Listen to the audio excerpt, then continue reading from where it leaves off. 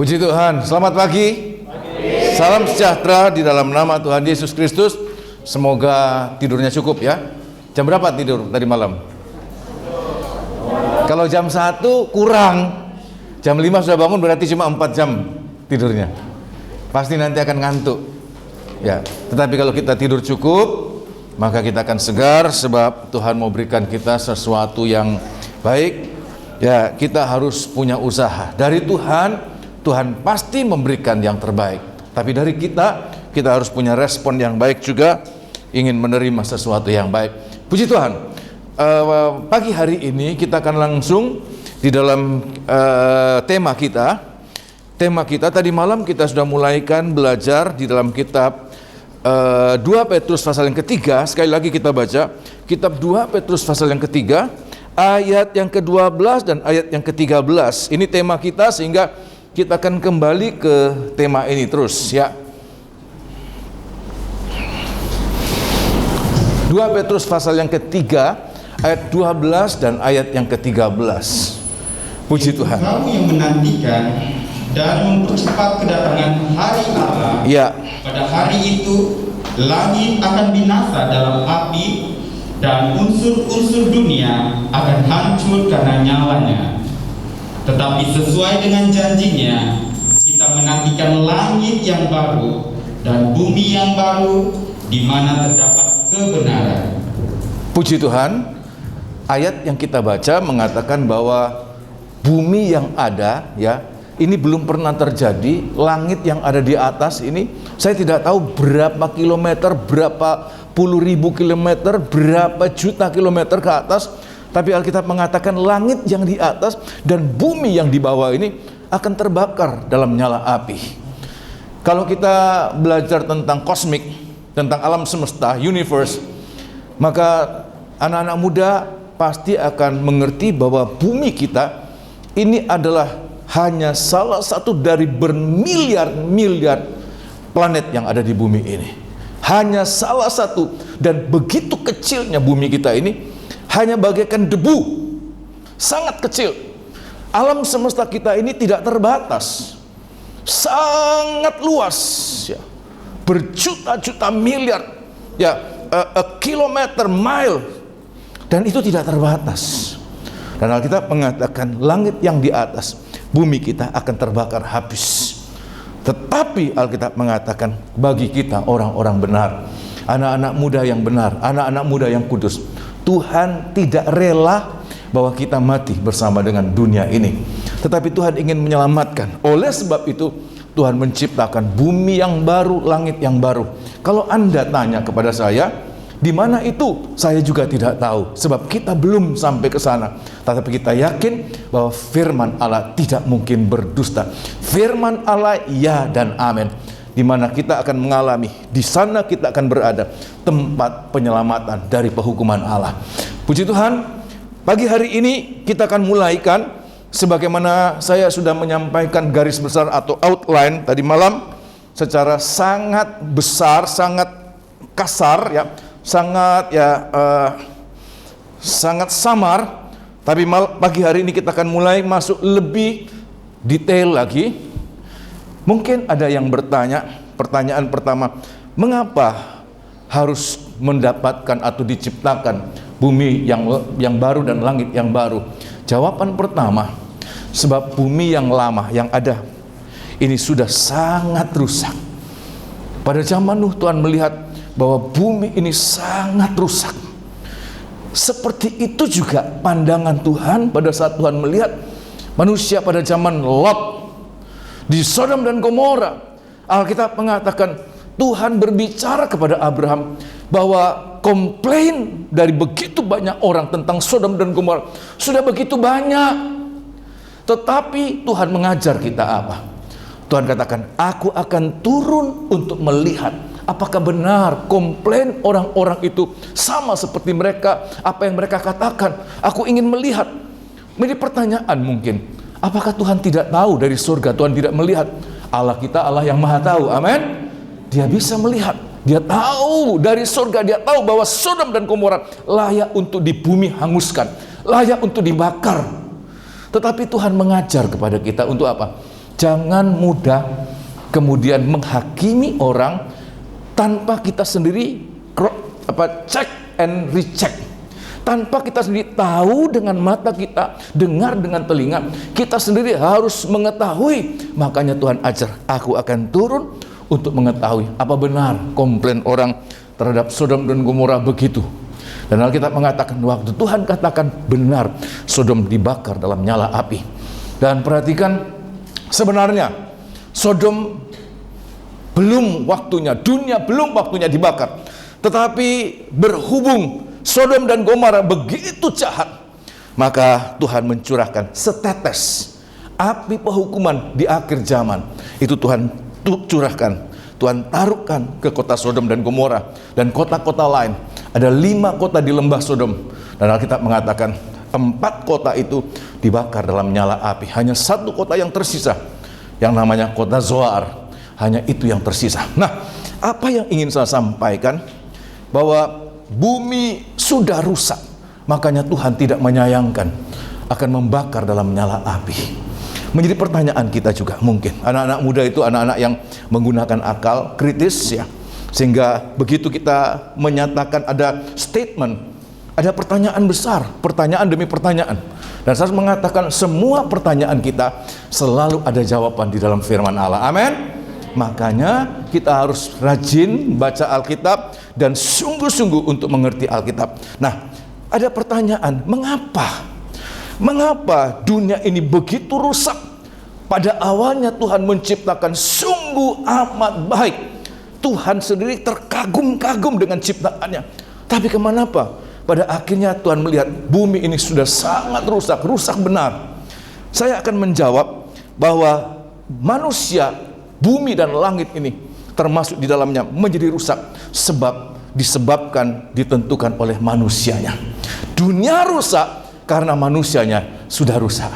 Satu saat seorang pendeta, seorang hamba Tuhan, malam-malam dia mempersiapkan khotbah. Dia cari dia cari buku-buku, dia lihat, dia persiapkan khotbah. Anak kecilnya yang mungkin 5 tahun, di sini 5 tahun sudah sekolah belum? Ya, mungkin lebih kecil lagi. Tiap kali dia ganggu, papa, ada saja yang dia minta. Papanya terganggu.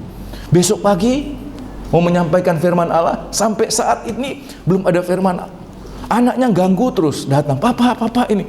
Dia pikir bagaimana supaya anaknya tidak mengganggu. Dia ambil satu gambar atlas. Tahu atlas ya? Map. Kemudian dia gunting-gunting. Dia kasih pekerjaan kepada anak. Nah, ini kamu susun kembali ini. Atlas, peta dunia. Kamu susun kembali. Dia pikir akan 2-3 jam. Anak kecil tidak tahu mana Afrika, mana Australia, mana Asia. Mungkin 2-3 jam dia akan sibuk untuk mengatur mana ini supaya ketemu. Tetapi kemudian baru 5 menit anak ini datang dan mengatakan, papa, sudah jadi. Papanya lihat, oh iya betul. Bingung papanya. Dari mana, bagaimana anak ini bisa menciptakan, bisa membenarkan gambar atlas itu, map of atlas peta dunia ini bisa begitu rapi, tepat, tidak salah. Setiap potongan-potongan itu ditempatkan pada tempat yang benar. Papanya heran, kenapa ini? Dia tanya, nak, bagaimana kamu bikin ini? Kamu kan belum sekolah, belum tahu mana Australia, mana Afrika, tapi kenapa itu bisa tepat? Dia katakan, papa, ini gambar, saya tidak menyusun menurut gambarnya, tapi di balik itu ada gambar orang, ada gambar muka manusia. Dia menyatukan itu berdasarkan muka manusia. Muka manusia disusun, otomatis waktu dibalik petanya jadi benar. Papanya lihat, oh, ini tema khotbah besok. Apa? Dunia rusak karena manusianya yang rusak. Kalau manusianya dibenerin, dibetulkan, otomatis dunia akan benar. Nah, itu yang Tuhan katakan di dalam kitab Kejadian pasal yang ke-6. Kitab Kejadian pasal yang ke-6. Kenapa dunia ini rusak? Kenapa sampai dunia ini begitu rusak?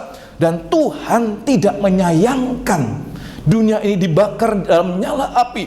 Kitab Kejadian pasal yang ke-6 ayat yang ke-11 dan ayat yang ke-12. Perhatikan. Adapun bumi itu telah rusak di hadapan Bumi ini, dunia ini rusak, sangat rusak di hadapan Allah. dan penuh dengan kekerasan. Ya, full of violence, penuh dengan kekerasan, bunuh-bunuhan, tembak-tembakan, bacok-bacokan. Ngerti bacok di sini? Ya, pakai parang itu, pakai pedang itu. Ya, dipotong. Ada yang potong kepalanya, ada yang potong tangannya. Di kota-kota besar seperti di Indonesia, itu tingkat crimes itu begitu tinggi. Demi untuk mengambil tas yang dipegang, tidak sayang dia potong tangan. Dunia hidup dalam kekerasan, violence. Kenapa? Perhatikan. Allah menilik bumi itu Ya, adalah sungguh rusak benar, sungguh rusak sekali. Kenapa? sebab semua manusia Ya, menjalankan hidup yang rusak. sebab ini. lifestyle dari manusia itu adalah lifestyle yang rusak. Akibat gaya hidup manusia yang rusak, maka dunia di mana dia berada juga ikut rusak. Nah, dalam hal apa manusia itu rusak? Kemarin saya katakan bahwa segala sesuatu itu menjalankan terjadi karena proses. Seseorang menjadi bagus tidak mistis, tiba-tiba jadi bagus. Seseorang kemudian menjadi rusak tidak juga tiba-tiba. Tahu-tahu orang tua mengatakan, Bapak, anakku tadi baik, 1 jam yang lalu baik, tapi kenapa sekarang jadi brengsek, rusak? Tidak, semuanya ada proses. Nah, seringkali proses itu yang kita tidak perhatikan. Nah, pagi hari ini saya akan perlihatkan kenapa manusia itu rusak. Dunia rusak, manusia rusak, mulai dari Adam. Kenapa manusia itu begitu rusak? Jawabannya adalah apa? Sebab manusia hidup tidak lagi bergantung kepada Tuhan. Manusia hidup independen dari Tuhan. Manusia tidak lagi bergantung kepada Tuhan. Bagi kita hari-hari ini, pada saat manusia tidak bergantung lagi dari firman Allah, kita tidak melihat Allah. Zaman Adam masih melihat sosok Allah. Zaman Abraham masih melihat sosok Allah. Tuhan berbicara, ya mungkin dengan pandangan yang samar-samar, tidak jelas seperti apa bentuk Allah. Sebab Allah itu besar dan tidak bisa ditangkap dengan sense kita. Tetapi manusia semakin hari semakin rusak, sehingga manusia betul-betul tidak bisa melihat Allah. Dan Alkitab mengatakan setiap manusia yang melihat Allah akan apa? Mati. Tetapi kita tetap bisa melihat Allah. Kita dapat tetap bergantung kepada Allah. Lewat apa? Firman Allah. Semua kita punya Alkitab? Amin? Ya, firman Allah yang engkau punya, itulah firman Allah. Itulah Allah sendiri. Pada mulanya adalah firman. Dan firman bersama-sama dengan Allah. Dan firman itu adalah Allah. Allah yang kita tahu sekarang ini adalah firman Allah. Bagaimana kita belajar untuk bergantung kepada firman, bergantung kepada Allah. Mendapat pertanyaan yang lain lagi. Dalam hal apa manusia tidak bergantung kepada Allah? Dalam segala hal. Hari-hari ini seperti manusia itu tidak lagi butuh Tuhan. Apalagi kalau satu bangsa, satu masyarakat, satu orang yang mulai hidup makmur, kaya, banyak duitnya, banyak uangnya, ya mereka semakin kaya, semakin makmur, sepertinya tidak membutuhkan Tuhan. Tanpa Tuhan saya bisa hidup, tanpa Tuhan saya bisa hidup enak. Tapi saya mengatakan itulah awal manusia menjadi rusak. Dalam segala hal manusia tidak butuh Allah lagi. Tetapi siang hari ini saya akan menyampaikan dalam 2 hal. Ini yang membuat manusia rusak. Ini akan bergulir terus, bergulung-gulung terus sampai akhir zaman, sampai zaman kita. Dalam 2 hal manusia ya hidup independen dari Tuhan. Yaitu yang pertama apa? Kalian mau tahu dalam hal apa? Ibadah? Ya, mungkin saja. Tetapi yang paling ya manusia tidak membutuhkan Allah pada zaman mula-mula Allah. Dalam hal makanan. Loh, kok bisa Om? Hal yang simple bisa membuat manusia rusak. Ya. Kalian tahu cerita tentang Adam dan Hawa? Halo? Pernah dengar cerita tentang Adam dan Hawa? Di mana kejatuhan? Pada saat manusia makan apa yang tidak dibolehkan oleh Allah. Kenapa? Sebab manusia tidak butuh Tuhan. Dia memutuskan sendiri apa yang dia ingin lakukan. Kalau dia mau makan, dia mau makan, dia mau tidak makan, tergantung dari dirinya sendiri. Dia tidak perlu tanya Tuhan. Mungkin ada yang mengatakan, masa untuk hal yang sederhana kita harus tanya Tuhan? Saya harus mengatakan, dalam segala hal kita harus bertanya kepada Tuhan. Walaupun tidak perlu kita kemudian dalam segala hal kita harus berdoa Tuhan, tapi kita harus punya hubungan yang indah dengan Tuhan, intim, sehingga kita boleh merasakan pada saat kita mau melakukan sesuatu, seperti seorang anak, dia melihat papanya, boleh enggak? Papanya mengatakan, boleh nak, baru dia lakukan.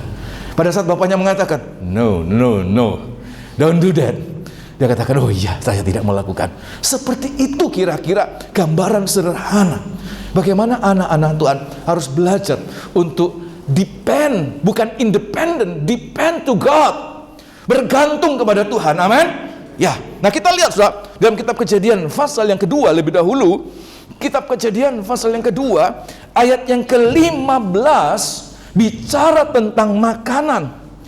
Kitab Kejadian pasal yang kedua ayat yang ke-15, ya, perhatikan. Tuhan Allah mengambil manusia itu, ya, dan menempatkannya dalam taman Eden, ya, untuk mengusahakan dan memelihara taman itu. Lalu Tuhan Allah memberi perintah ini kepada manusia. Perhatikan. Semua pohon dalam taman ini, ya, boleh kau makan buahnya. Tuhan bicara tentang apa yang dimakan manusia. Kenapa? Sebab makanan itu adalah kebutuhan primer dari manusia. Amin. Manusia bisa hidup tanpa pakaian, manusia bisa hidup telanjang, tapi manusia tidak bisa mungkin hidup tanpa apa? Makan. Tanpa pakaian, tanpa air conditioning, tanpa rumah. Manusia zaman dulu mungkin, ya, sains mengatakan hidup di gua-gua, hidup di gunung, di batu-batu, celah-celah batu, ya, telanjang tanpa apa-apa. Ya, manusia bisa hidup, tapi manusia tidak mungkin hidup tanpa apa? Makanan. Kenapa? Ini adalah kebutuhan primer dia. Makanya Tuhan mengatakan semua buah-buah dalam taman boleh kamu makan dengan bebas, tetapi ayat yang ke-17, tetapi pohon pengetahuan, ya, tentang yang baik dan jahat itu, ya, janganlah kau makan buahnya. Ya. Sebab pada hari engkau memakannya, Perhatikan. pasti engkau mati. Tuhan sudah membuatkan ada rule, ada aturan dalam rumah tangga.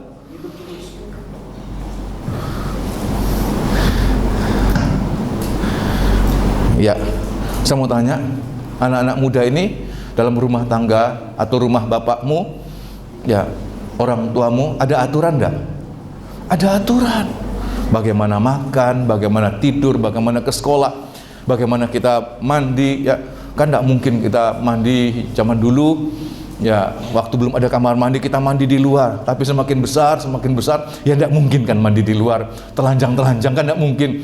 Saya ingat waktu masih kecil, kalau hujan, apalagi hujan deras, itu yang paling senang kita anak-anak, sambil telanjang semuanya, tidak ada apa-apa, kita lari-lari. Tapi semakin besar kan tidak mungkin begitu. Ada aturannya. Tuhan memberikan aturan. Nah, demikian juga dengan rumah tangga Allah, ada aturan dalam hal makanan. Tuhan katakan, semua ini kamu boleh makan, tapi ada satu yang tidak boleh kamu makan. Sebab pada saat engkau makan, engkau akan apa? Mati. Tetapi apa yang dilakukan oleh manusia? Manusia tahu itu, tapi manusia lakukan pelanggaran. Pada pasal yang ketiga, Kejadian pasal 3 ayat yang ke-6, dia tahu aturannya. Dia tahu ini tidak boleh, tetapi dia langgar juga. Kenapa? Sebab manusia merasa bisa memutuskan, bisa memilih tanpa bertanya kepada Allah, tanpa restu Allah, ya, tanpa izin dari Tuhan, ya, tanpa without God permit, kira-kira begitu ya. Ya, tidak membutuhkan izin dari Tuhan. Pada ayat yang ke-6, ya, ayat yang ke-6, perempuan itu melihat, ya, bahwa buah pohon itu baik untuk dimakan. Perhatikan. Dan sedap kelihatan. Sedap kelihatannya. Saya tidak tahu buah apa itu. Ada seorang hamba Tuhan mengatakan ini cuma figuratif. Ini cuma gambaran, bukan buah. Sebab tidak ada buah ini selanjutnya. Tidak ada. Satu-satunya di Taman Eden. Ya, saya juga bisa menerima itu. Tetapi saya tidak ingin berbicara lebih lanjut. Saya hanya ingin mengatakan bahwa ada aturan-aturan yang Tuhan tetapkan yang tidak boleh kita langgar. Dalam hal makanan. Ya, manusia melihat apa yang dilarang, justru itu yang menggoda. Justru itu yang merangsang. Teruskan. Lagi pula, Ya. pohon itu menarik hati Terus. karena memberi pengertian. Ya.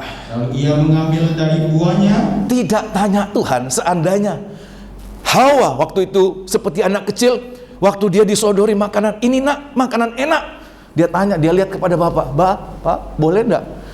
Pasti dari surga bapaknya katakan, no, no, no. Kan begitu dah. Jangan. Tapi dia tidak bertanya.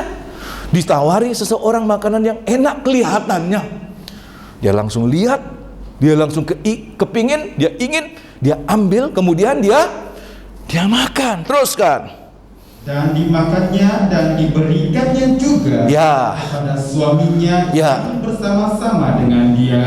Ya, terima kasih. Terus, Dan suaminya pun memakannya. bukan hanya dia sendiri yang makan, tapi dia ajak-ajak orang lain. Ini enak. Saya heran.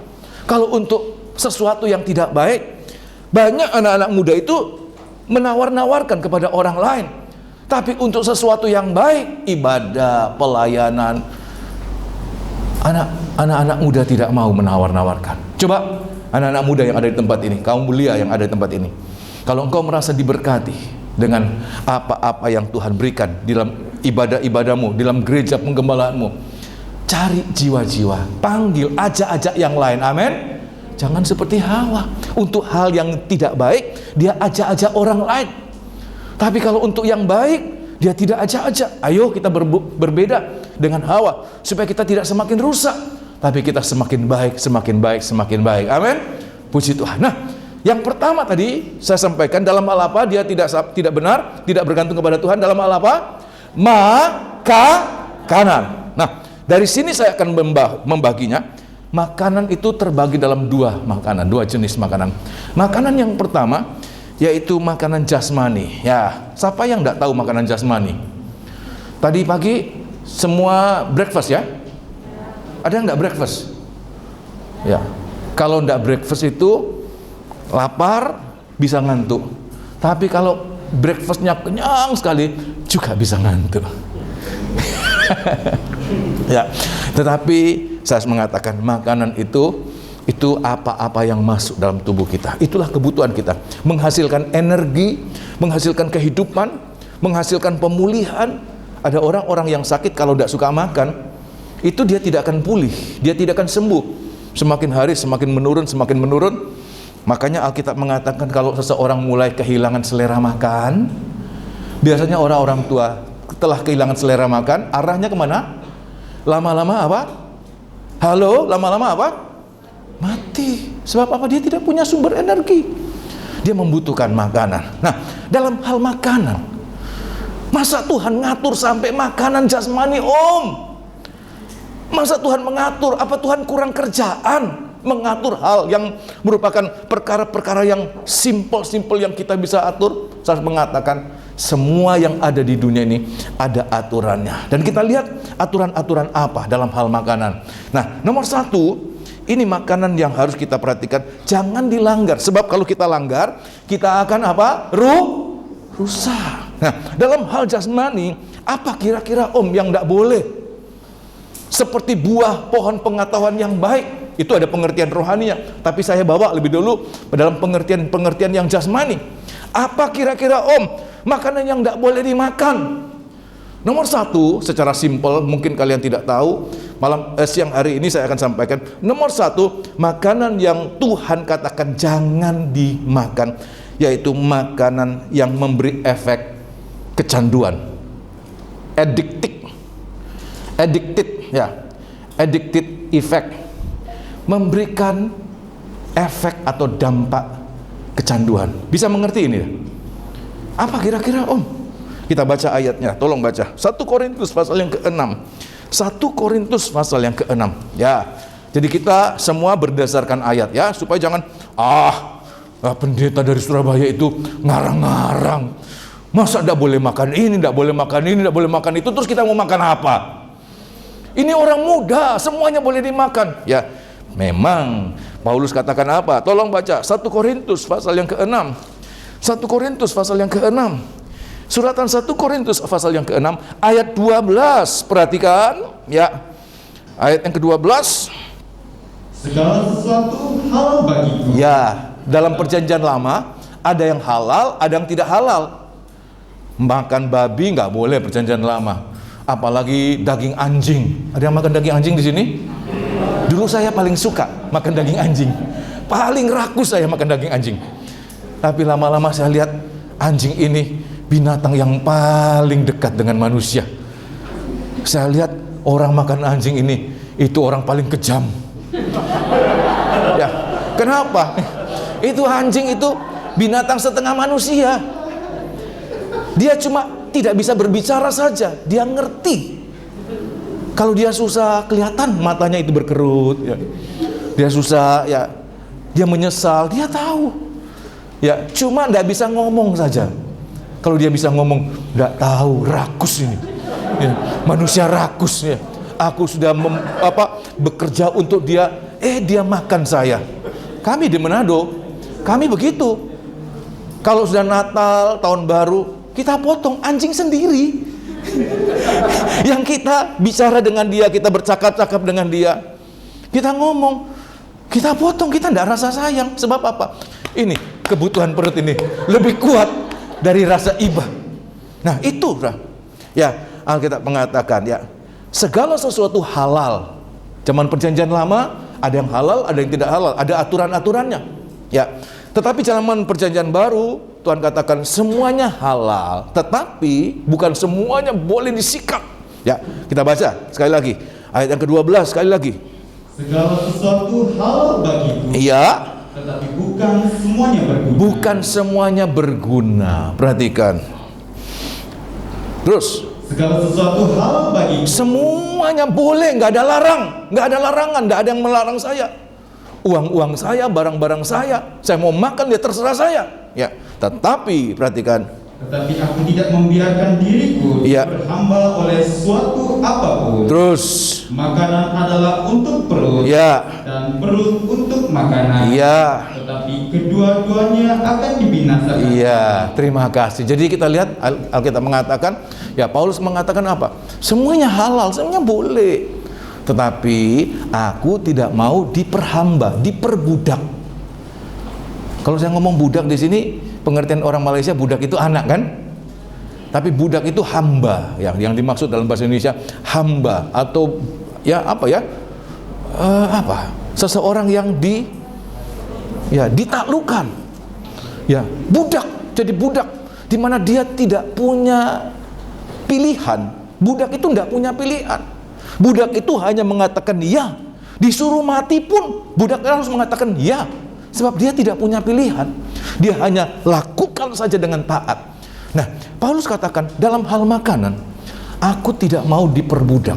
Aku tidak mau diperhamba dengan apapun juga.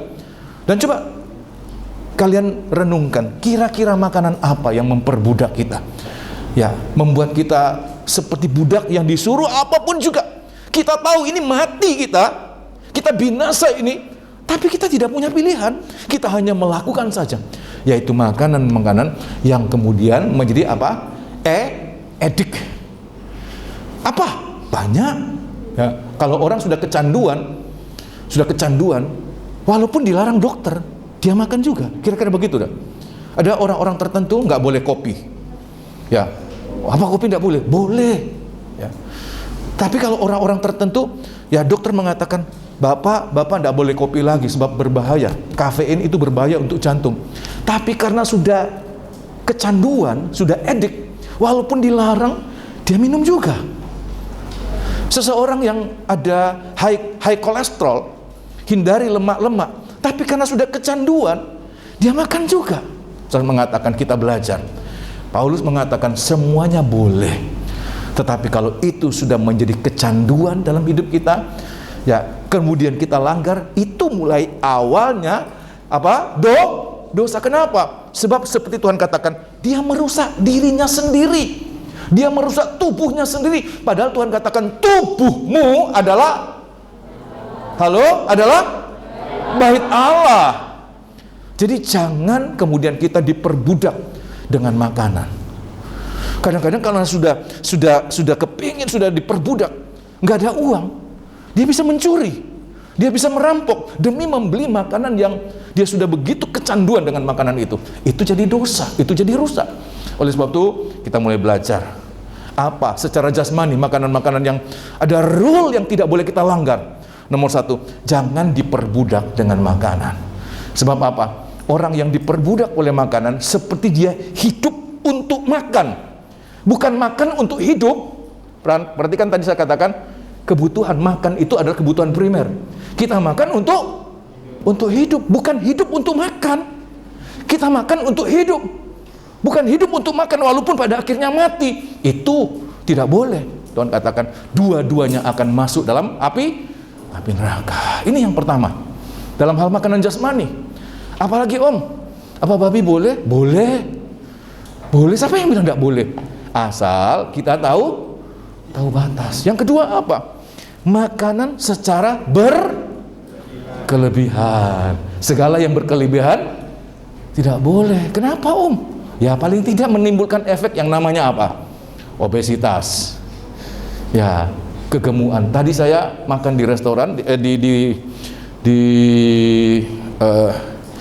breakfast. Saya lihat-lihat ini suaminya gemuk-gemuk semuanya, istrinya cantik-cantik, ya bagus-bagus badannya, suaminya semuanya pada gemuk-gemuk, ya kalau begitu kira-kira makannya sedikit atau makannya banyak ini? Halo? Banyak. Padahal Tuhan katakan makanan itu harus dalam batas-batas tertentu. Tolong baca ya. Ya, ayat pasal 21. Kitab Injil Lukas pasal 21. Atau lebih dulu sebelum Injil Lukas pasal 21. Kitab 1 Timotius pasal 6. 1 Timotius pasal 6 ayat yang ke-8. Tuhan katakan apa tentang makanan? Boleh engkau makan. Ya, kalau engkau berat badannya berapa, itu kan ada hitungannya. Berat badan berapa kalori, berapa gram yang diizinkan. Badannya kurus, kecil lagi, makannya seperti orang besar. Over itu, melebihi, tidak boleh. Ya, ayat yang kenapa? Sebab itu adalah sebenarnya bukan kebutuhan. Orang yang makan begitu banyak, lebih dari kebutuhan, apa sah? Ada karakter yang namanya apa? Serakah. Itu yang Tuhan katakan tidak boleh. Itu dosa, itu rusak itu. Itu sudah mengandung karakter, bukan lagi ingin makan. Tapi ini lebih dalam dari kebutuhan jasmani. Ada karakter yang ingin dipuaskan yang namanya keserakahan.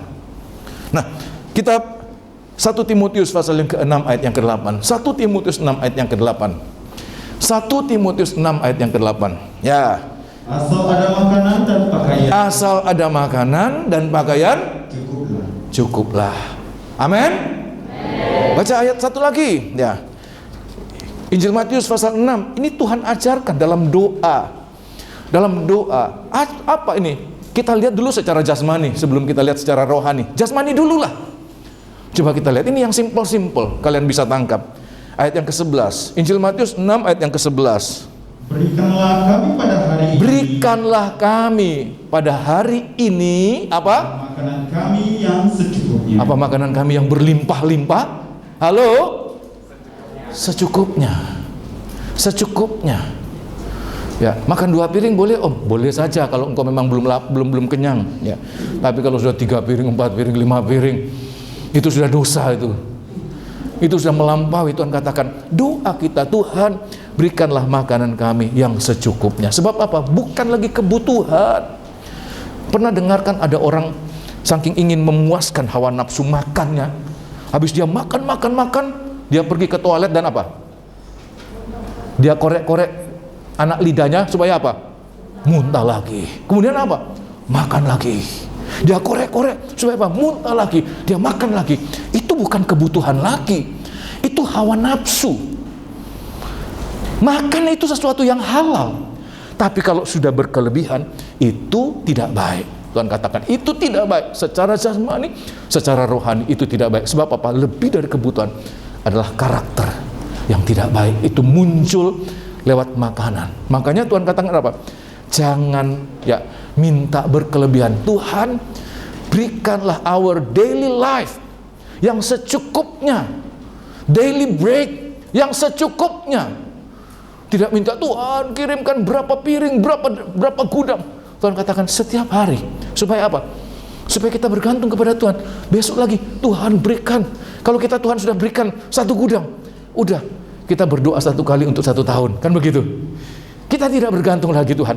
Sudah ada di gudang. Sudah dari gudang. Kita tidak takut lagi, Tuhan sudah memberikan. Tapi Tuhan katakan, tiap hari kita datang, Tuhan berikanlah makanan kami secukupnya. Tuhan mengajar kita untuk apa? Untuk kita berpuas diri, tapi juga untuk kita tahu mengerem. Apa mengerem ya?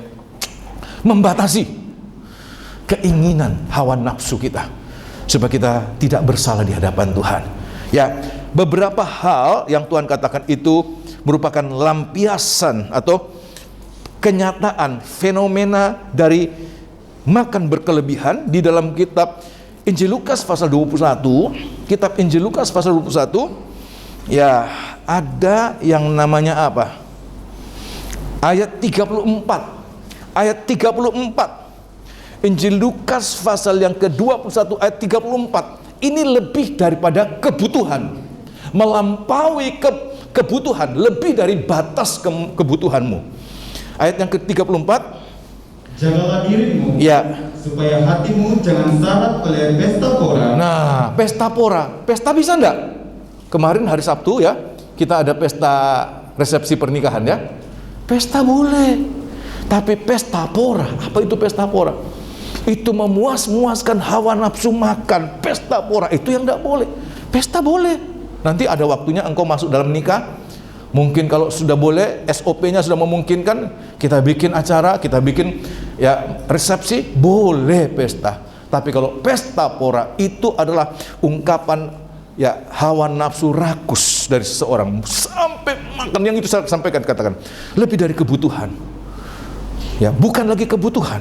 Pesta pora dan saya ulangi, jagalah dirimu supaya hatimu jangan syarat oleh pesta pora. Ya. Dan kemabukan. Kemabukan.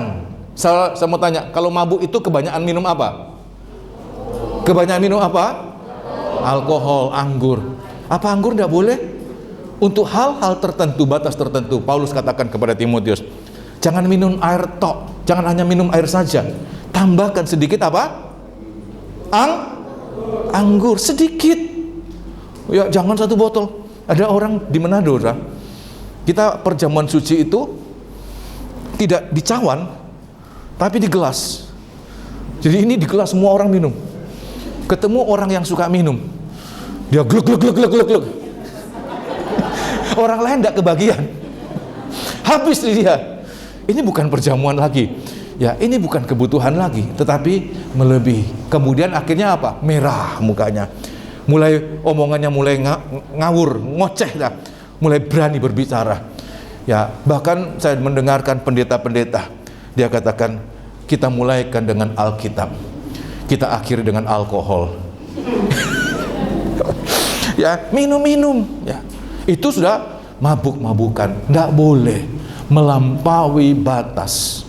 Nah, oleh sebab itu hari-hari ini kita belajar untuk cukup dengan apa yang ada. Kebutuhan kita cukuplah. Ya, jangan sampai berkelimpahan. Kalau sudah berkelimpahan, berkelebihan itu Tuhan katakan bisa jadi dosa itu. Amin. Kemudian yang ketiga, apa yang dalam hal jasmani ini ya? Ya, makanan yang tidak sehat. Makanan yang tidak sehat, itu makanan yang tidak sehat, itu juga hati-hati. Artinya apa? Makan makanan yang bukan makanan. Biasanya makanan yang tidak sehat rasanya lezat. Makanan yang sehat rasanya tidak enak ya. Ya, non kolesterol, tidak ada lemak terjaga dan lain sebagainya. Ya, Tuhan katakan jangan, hati-hati kita. Apa makanan yang bukan makanan? Banyak. Minuman yang bukan minuman banyak. Segala sesuatu yang Tuhan katakan. Nah, tolong baca kitab Yesaya pasal 55, walaupun ini punya pengertian yang rohani, tapi saya bicara tentang hal-hal yang jasmani lebih dulu. Anak-anak muda, engkau butuh pemahaman-pemahaman lebih mengena kepada hidup kalian ya. Ayat yang kedua, perhatikan. Haleluya.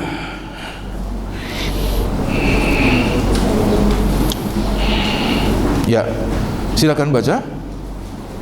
Yesaya 55 ayat 2. Iya. Mengapakah kamu belanjakan uang? Mengapa kamu? Yang bukan roti. Ya, bukan roti artinya bukan makanan. Ya, teruskan. Dan upah jerih payahmu. Iya. Untuk sesuatu yang tidak mengenyangkan. Tidak mengenyangkan. Teruskan. Dengarkanlah aku. Iya. Maka kamu akan memakan yang baik. Iya. Dan kamu akan menikmati sajian yang paling lezat. Ya, perhatikan. Sekarang ini banyak makanan-makanan yang bukan pada hakikatnya, pada dasarnya, pada esensinya bukan makanan, tetapi merupakan suatu lifestyle, kesenangan dunia. Ada minuman-minuman yang bukan minuman, ya, tetapi merupakan suatu lifestyle.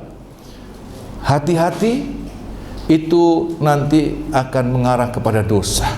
Bagaimana dengan sini bilang narkoba apa? Dadah. Ya, dadah ya. Narkotics. Itu salah satu contoh. Salah satu contoh, itu bukan makanan, itu bukan minuman. Itu makanan yang tidak sehat. Itu minuman yang tidak sehat. Sesuatu yang masuk dalam tubuh, tetapi itu tidak sehat, tidak semestinya, tidak seharusnya. Tuhan katakan, hati-hati, itu suatu pelanggaran. Firman sudah mengatur. Dan kalau kita sudah melihat ada aturan-aturan, kalian hidup dalam aturan firman Allah, saya bisa jamin kalian akan sehat, kalian akan kuat, kalian akan berhasil. Amin. Anak-anak muda akan menjadi future leader, dan mereka akan menjadi orang-orang yang hebat di hari-hari yang akan datang. Amin. Perhatikan. Jadi jangan dilarang. Apa tadi? Nomor satu apa? Makanan apa yang mengandung efek apa? Edik. Yang kedua apa? Makanan yang terlalu banyak. Jangan berkelebihan, ada batasnya, secukupnya. Ya, 2 piring masih boleh lah, ya. Jangan sampai 3 piring, apalagi penuh-penuh seperti Gunung Kinabalu itu ya. Jangan ya. Cukuplah. Kalau sudah kenyang cukup. Bahkan ada saya mendengarkan, ini bagus juga, makan sebelum lapar, berhenti sebelum kenyang. Secukupnya, itu sehat. Perut kita tidak disuruh untuk bekerja luar biasa. Apa yang dimasukkan itu perut kita itu bekerja, dia meremas-remas, dia mencerna itu. Capek dia. Sesuatu yang dipacu berkelebihan itu akan membuat umurnya menjadi lebih pendek. Lebih pendek daripada seharusnya. Engkau punya kereta, seharusnya bisa 5 tahun, engkau gasak habis-habisan. Cuma 2 tahun rusak.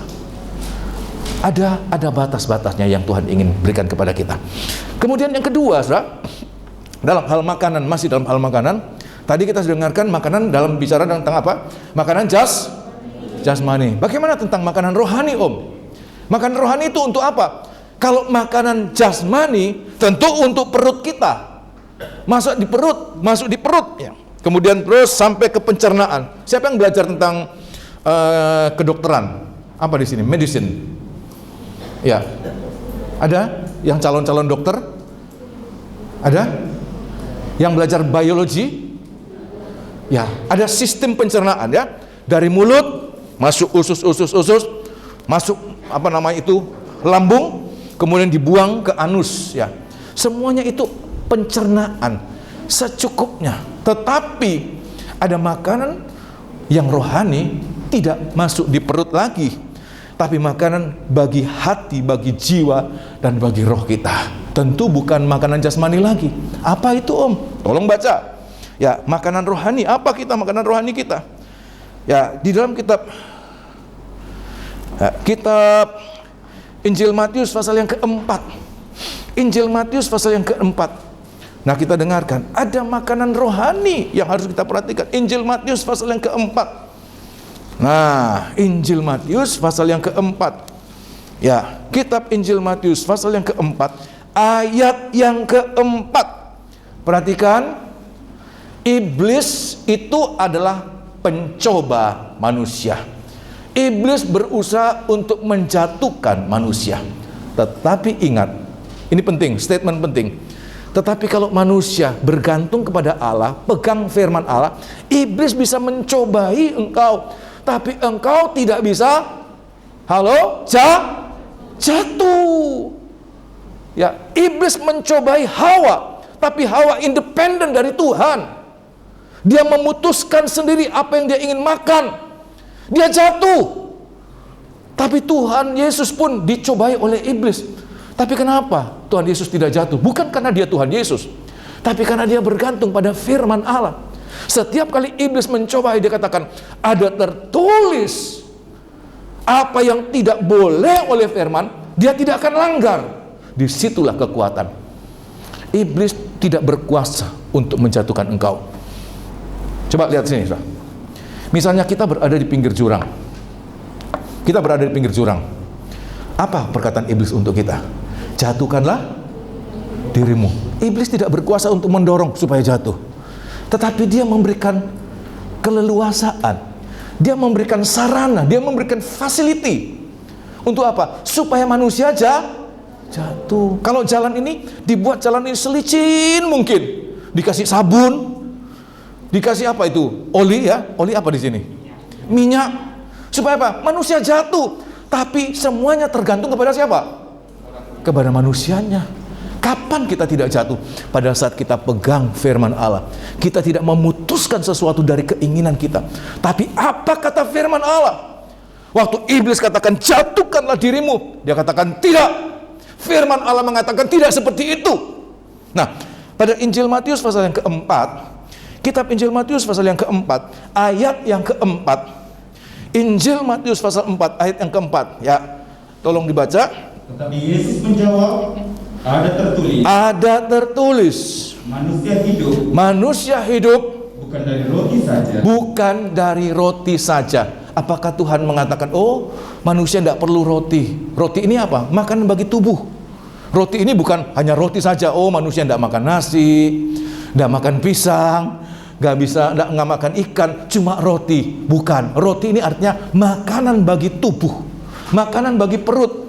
Manusia tidak hidup hanya secara daging saja, secara jasmani, tetapi manusia hidup dari setiap firman yang keluar dari mulut Allah. Terima kasih. Inilah manusia lebih daripada binatang. Anjing itu tidak usah diajar berdoa. Anjing itu tidak usah diajar masuk gereja. Kenapa? Anjing tidak punya roh. Dia hanya punya tubuh. Yang dia butuhkan apa? Dog food. Kalau kucing apa? Cat food ya. Ya, anjing hanya butuh dog food. Kenapa? Dia tidak punya roh. Kita manusia punya tubuh. Perlu apa tubuh? Makanan bagi jasmani. Perlu roti, butuh roti. Tapi Tuhan katakan, manusia bukan hanya tubuh saja. Manusia punya jiwa dan roh. Dan jiwa roh itu butuh makanan juga. Apa makanan bagi roh kita? Yaitu firman Allah. Saya mau tanya buat anak-anak muda, engkau makan tiap hari? Halo? Berapa kali makan satu hari? 3 kali, ada yang 2 kali. Ya, malam tidak makan atau pagi tidak makan. Ada. Saya pernah mempraktekkan malam tidak makan, hanya pagi dan sore. Dan saya tambah slim ya. Bertambah slim sebab saya merasa saya sudah terlalu berat, overweight. Dibandingkan dengan tinggi badan saya, berat saya sudah lebih. Makanya saya tidak makan malam. Pernah. Tapi lama-lama saya tidak kuat juga. Ya, apalagi kalau diundang kemana-mana. Ya, justru makan malam itu yang enak-enak. Mau bilang enggak, bagaimana ya? Ya makan juga ya. Akhirnya tidak bisa terbendung juga ya. Tetapi ada enggak yang kita pernah memikirkan bagaimana dengan roh kita? Ada enggak yang pernah tidak ibadah berbulan-bulan? Seperti engkau tidak memberi makan rohmu. Makanan bagi tubuh engkau sangat disiplin. Ya, pagi, siang, malam engkau sangat disiplin. Tapi bagaimana makanan bagi roh kita? 1 hari tidak ibadah, 1 hari tidak berdoa, 1 hari tidak baca firman, engkau anggap biasa. Ya, 2 hari engkau tidak beribadah, 2 hari engkau tidak ibadah, engkau tidak berdoa, 2 hari engkau tidak baca firman Allah, engkau anggap biasa. 1 minggu, 1 bulan, 1 tahun, bertahun-tahun. sebagaimana makanan bagi tubuh jasmani. Kalau kita tidak disiplin akan mengalami kematian. Secara rohani juga, tubuh rohani akan demikian. Kalau kita tidak makan apa yang menjadi makanan kita, bahkan Alkitab mengatakan ini yang paling menentukan mati hidupnya manusia. Baca sekali lagi. Ya, Yobel, baca sekali lagi. Ayat yang keempat. Manusia tidak semata-mata hidup dari roti. Memang kita hidup dari roti secara jasmani, tapi ada sesuatu yang lebih dari roti yang kita butuhkan. Tolong baca sekali lagi ayat yang keempat. Tetapi Yesus menjawab, Ya, ada tertulis, manusia hidup ya, bukan dari roti saja, bukan dari roti saja, tetapi dari setiap firman yang keluar dari mulut Allah. Iya, ini yang kita butuhkan. Bagaimana tiap hari kita mengatakan, Tuhan, saya membutuhkan firman Allah. Bagaimana Om, saya tahu ini keluar dari mulut Allah. Saya tidak pernah melihat Allah berbicara kepada kita. Hanya pendeta-pendeta.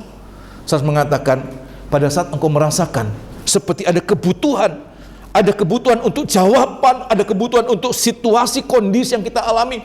Di saat kita susah, kita mendengarkan firman Allah itu menghibur. Di saat kita bimbang, kita gamang, firman Allah memberikan kita keteguhan. Di saat kita bertanya-tanya, mana Tuhan? Saya tidak tahu. Anak-anak muda ada banyak kali mau pilih yang ini atau mau pilih yang ini. Anak gadis, ya, ini kaya, hebat, ganteng, putih, tinggi, tapi brengsek. Mengerti brengsek? Brengsek, kejam, ya, kasar, brutal. Ada yang biasa-biasa saja, ya, sederhana, tapi rohani. Pilih mana? Halo? Kita tidak tahu apa yang harus kita pilih. Saya suka suami ganteng, suami kaya, saya suka suami baik, tapi pas-pasan hidupnya. Ngam ya? Hanya ngam ya? Apa? Ngam-ngaman. Hanya cukup. Ya, tapi baik. Pilih yang mana? Dua-dua saya suka, Om. Tapi dua-dua ada yang saya tidak suka. Pilih yang mana? Firman datang memberikan kita keteguhan. Mana yang engkau pilih? Pada saat engkau merasakan, oh iya Tuhan, firman mengarahkan aku. Itulah firman yang keluar dari mulutnya Tuhan. Walaupun itu diucapkan Om Daniel, Om Robert, Om Yohanes, saya manusia biasa, dan kami tidak sempurna. Gaya bicara kami tidak sempurna, cara penyampaian kami tidak sempurna. Tapi pada saat engkau merasakan bahwa apa yang engkau butuhkan, engkau terima dari Tuhan, itulah firman yang keluar dari mulut Allah. Itulah makanan kita, itulah yang menentukan mati hidup kita. Kalau kita tidak menggunakan kesempatan-kesempatan untuk mendengarkan firman Allah, menjadi jawaban-jawaban kebutuhan kita, engkau seperti orang yang tidak makan. Lama-lama apa? Tidak makan 1 hari, tidak apa-apa. 2 hari apa? Mulai apa? Lapar. Dan Alkitab mengatakan, pada akhir zaman ada satu kelaparan yang sangat tidak bisa dipuaskan oleh apapun juga. Kenapa? Lapar secara rohani. Kitab Amos, mana Amos? Ya, kitab Amos mengatakan ada satu rasa kelaparan, rasa tidak puas yang akan dialami. Dan siapa yang mengalami kebanyakan? Teruna-teruna, darah-darah. Siapa mereka? Para belia. Kenapa? Mereka tidak peduli dengan makanan rohani. Mereka sangat peduli dengan makanan jasmani, tetapi tidak peduli dengan makanan rohani. Alkitab mengatakan, baru saat itu mereka sadar, aku membutuhkan makanan, tapi makanan itu tidak ada. Mereka buang uang. Sekarang, ya, dari Keningau ke sini berapa duit itu? Berapa uang itu? Ya, 150 RM. Ya, kan satu rombongan gini. Ya, berapa banyak? Kita masih dapat firman, tapi ada waktunya. Dari sini ke New York, dari New York ke Amsterdam, Amsterdam ke Sydney, mereka berkeliling, tidak ada firman Allah. Kenapa? Mereka menyia-nyiakan kesempatan mendengarkan firman Allah. Oleh sebab itu, hari ini ada kesempatan mendengar firman. Itulah makanan. Tetapi perhatikan, dalam hal makanan rohani juga Tuhan memberikan aturan. Tidak semua bisa dimakan. Tolong baca dalam kitab 2 Timotius pasal yang keempat 2 Timotius pasal yang keempat. Nah, ini rambu-rambunya, ini ciri-cirinya. Apakah itu makanan yang menyehatkan atau seperti makanan yang tidak sehat? Makanan yang tidak sehat itu enak, tetapi nanti ada penyakit, ya, kolesterol, diabetes, bahkan yang lebih parah lagi, itu bisa apa? Mengakibatkan kematian pada akhirnya. Kitab 2 Timotius, suratan 2 Timotius, pasal yang keempat. Nah, Paulus katakan kepada Timotius, siapa Timotius ini? Anak-anak muda, siapa Timotius? Hamba Tuhan. Berapa umurnya? Mungkin seusia kalian, seumur kalian. Orang muda. Dia merupakan pemimpin masa depan. Paulus sangat peduli dengan Timotius. Dan dia katakan apa? 2 Timotius pasal yang keempat. 2 Timotius pasal yang keempat. Ayat yang ke-1 mulai. Ayat yang pertama, ada makanan yang sehat, tapi ada makanan yang tidak sehat.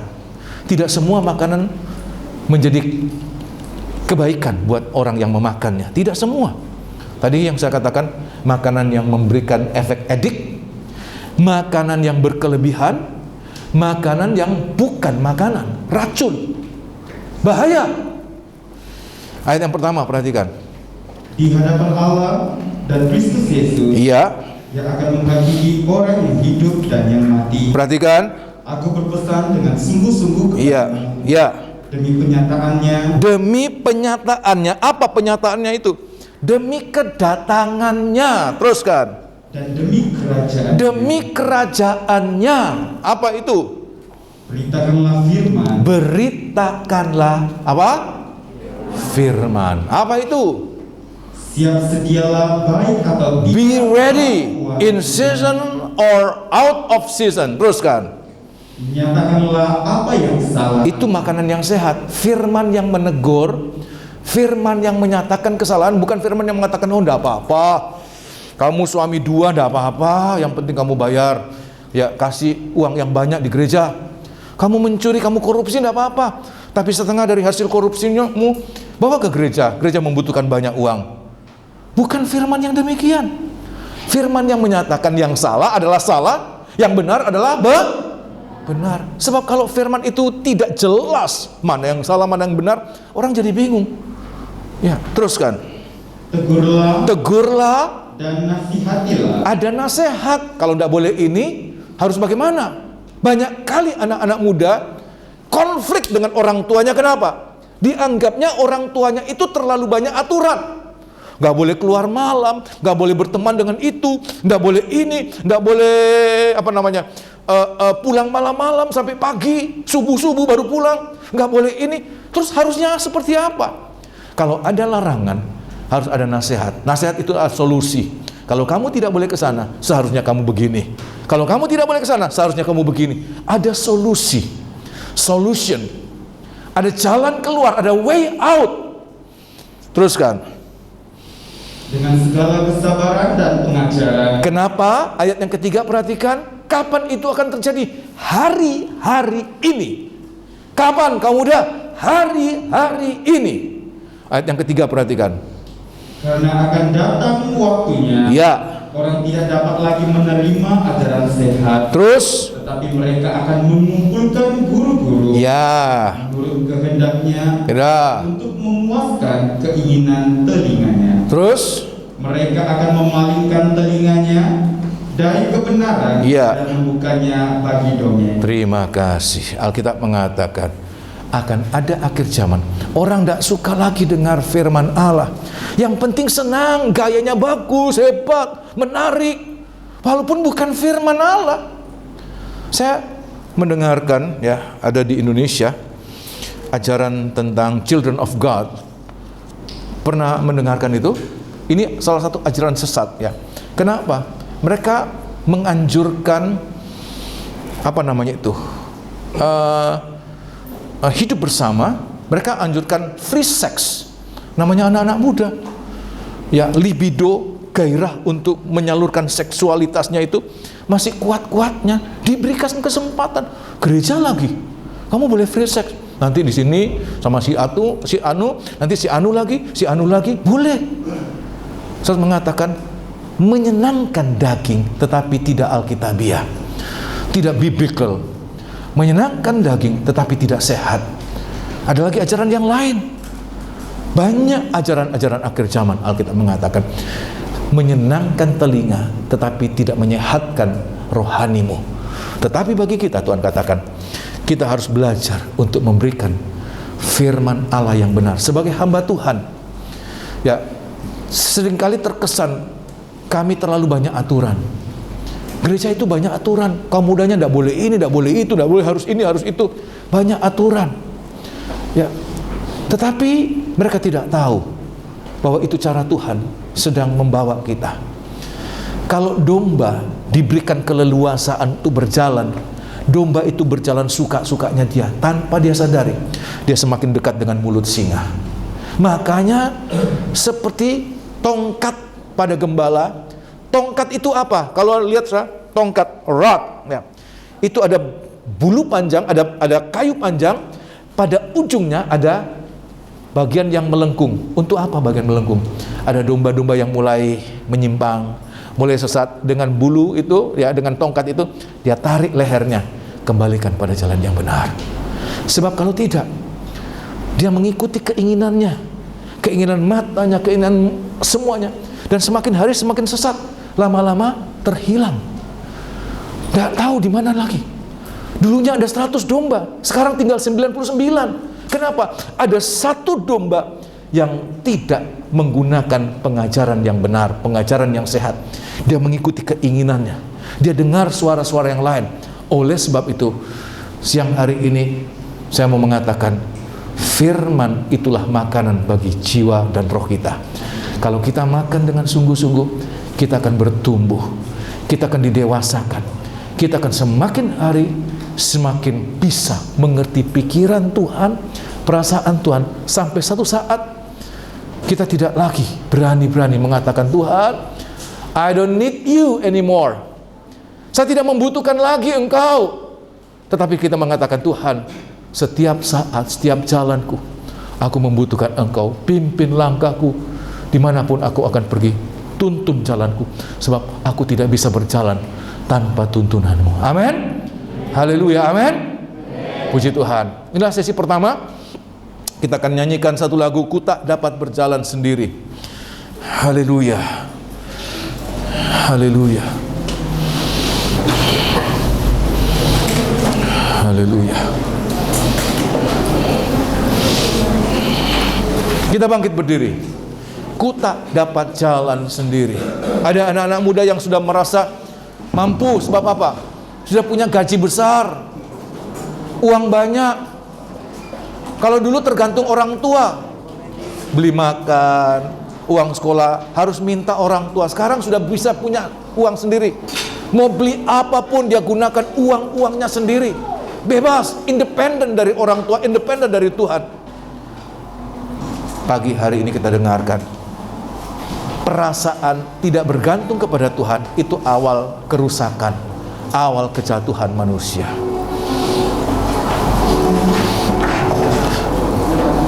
Haleluya.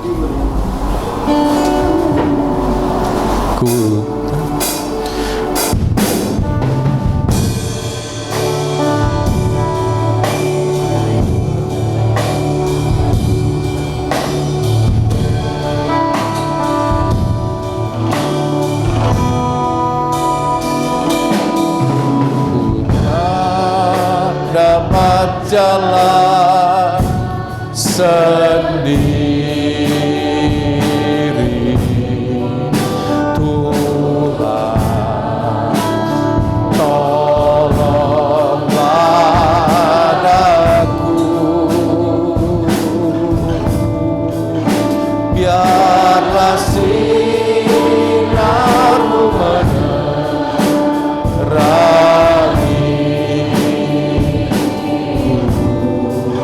sebab ku tak dapat jalan sendiri.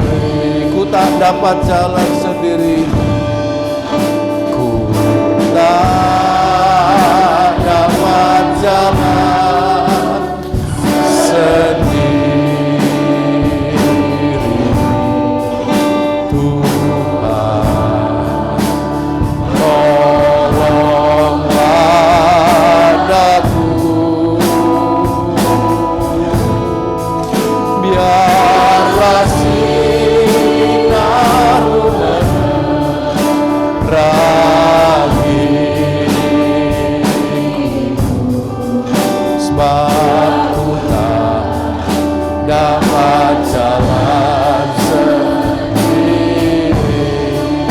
Bisa naik lagi sedikit, naik modulasi sedikit lagi. Saudara yang dikasih Tuhan, anak-anak muda, mungkin dengan firman yang kita dengarkan, kita jadi sadar, iya Tuhan, saya mulai belajar untuk tidak lagi peduli dengan aturan firman Allah. Saya mau mulai hari-hari ini, walaupun tidak sering, berjalan suka-sukanya sendiri. Ingat, domba yang berjalan suka-sukanya sendiri tanpa melihat suara gembala, mendengar suara gembala, dan melihat jejak gembala, sudah pasti dia akan sesat. Dan kalau domba itu sesat, dia akan dekat dengan mulut beruang, mulut serigala, mulut singa. Sebesar apapun domba, semakin besar domba itu, semakin enak menjadi santapan musuh-musuh dari domba. Domba tidak punya mekanisme mempertahankan diri. Dia tidak punya tanduk yang bisa mengalahkan musuh-musuhnya. Tidak punya cakar, tidak punya gigi yang kuat untuk bertahan menghadapi serbuan, serangan dari musuh-musuhnya. Tetapi domba punya gembala. Gembala yang akan dengan tongkat dan gadahnya memukul setiap beruang, memukul singa, memukul serigala. Dan domba akan terpelihara. Adakah engkau domba-domba kecil? Engkau sangat rawan, engkau sangat berbahaya, sangat-sangat berbahaya kalau engkau tidak mendengarkan suara gembala. Nyanyikan, ku tak dapat jalan sendiri.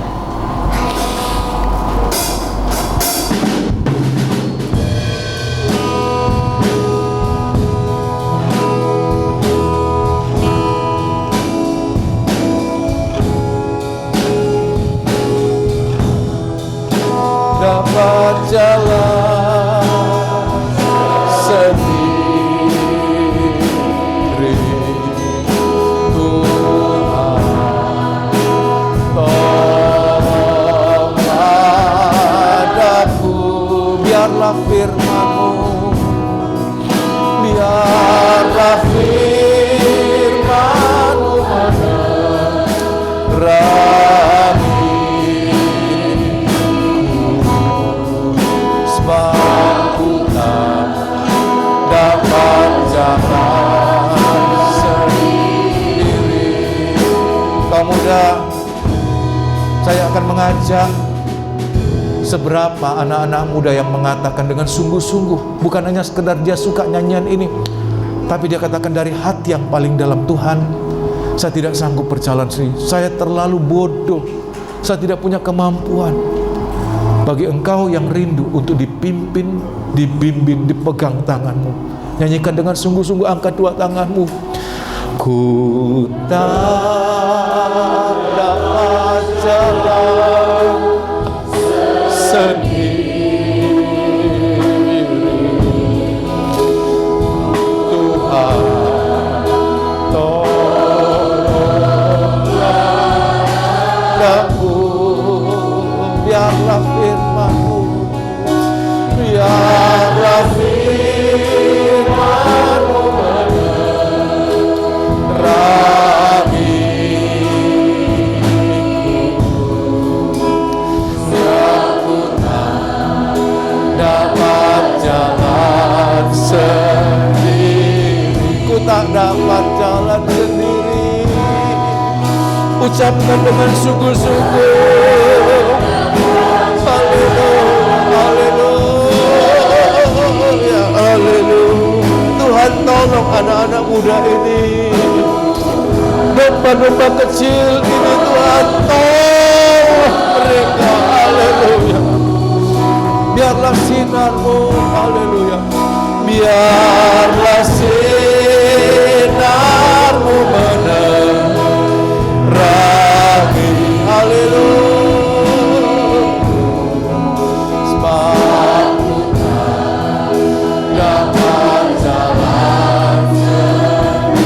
Biarlah sinar-Mu menerangiku, biarlah sinar-Mu menerangiku, sebab ku tak dapat jalan sendiri. haleluya, haleluya, haleluya. Sebagai seorang hamba Tuhan, kami menaikkan anak-anak muda ini Tuhan. Bimbing mereka Tuhan, supaya jangan mereka menjadi makanan enak, makanan lezat dari serigala, dari singa, dari beruang, tapi mereka boleh mempersembahkan tubuh mereka, jiwa mereka, roh mereka kepada Engkau yang memiliki mereka. Haleluya, haleluya, haleluya. Terima kasih Tuhan, terima kasih Tuhan. Engkau tahu pergumulan anak-anak muda ini Tuhan. Engkau tahu kebutuhan mereka. Terima kasih, terima kasih. Haleluya, tanpa musik. Terima kasih Tuhan. Mohonkan firman yang sudah kami sampaikan Tuhan, dalam keterbatasan kami, berikan mereka pengertian untuk memahami, menangkap, meyakini, dan mempraktekkan firman ini dalam hidup mereka sehari-hari, dalam daily life mereka Tuhan, menjadi lifestyle mereka. Mereka bisa memperlihatkan gambaran dari pemimpin kami, Tuhan Yesus Kristus, membuat kami menjadi pengikut-pengikut Kristus yang sejati. Terima kasih Tuhan. Kami akan beristirahat sejenak untuk kami boleh lanjut pada sesi yang kedua. Terima kasih Tuhan, sertai kami. Dalam nama Tuhan Yesus, kami araskan doa kami ini. Haleluya. Amin.